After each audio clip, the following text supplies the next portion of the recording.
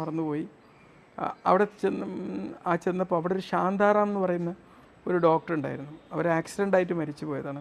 അപ്പോൾ എന്നോട് എൻ്റെ കൂടെ ഉണ്ടായിരുന്ന മജീദ് കായ് പറഞ്ഞു, ഈ ഡോക്ടറെക്കുറിച്ച് നിങ്ങൾ ഒരു വ്ളോഗ് ചെയ്യണമെന്ന് പറഞ്ഞു. അപ്പോൾ ഞാനവിടെ നാട്ടിലിറങ്ങി മജീദ് കാ പറഞ്ഞതനുസരിച്ച് ശാന്താറാമിനെ കുറിച്ച് അനുഭവങ്ങൾ അറിഞ്ഞപ്പം പലരും കരയുകയാണ്. അവരെ വീട്ടിൽ അവർക്ക് ഏറ്റവും വേണ്ടപ്പെട്ടവർ നഷ്ടപ്പെട്ടപ്പം പോലും ഇതുപോലൊരു അനുഭവം ഉണ്ടായിട്ടില്ല എന്നുള്ള രീതിയിൽ, എൻ്റെ വാപ്പ മരിച്ചപ്പോൾ പോലും ഞാൻ ഇത്രയേറെ ദുഃഖിച്ചിട്ടില്ല എന്ന് പറഞ്ഞ എത്രയോ ആൾക്കാരെ ഞാൻ കണ്ടു.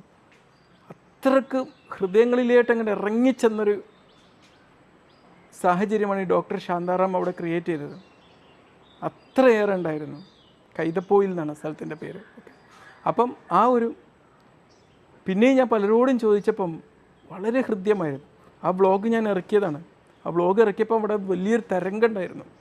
ആ വ്ളോഗിൽ പിന്നെ കുറച്ചുകൂടെ അവരുടെ അമ്മ പറയുന്ന വാക്കുകൾ ഇതൊക്കെ ഉണ്ടായിരുന്നു. അവസാനം അതെനിക്ക്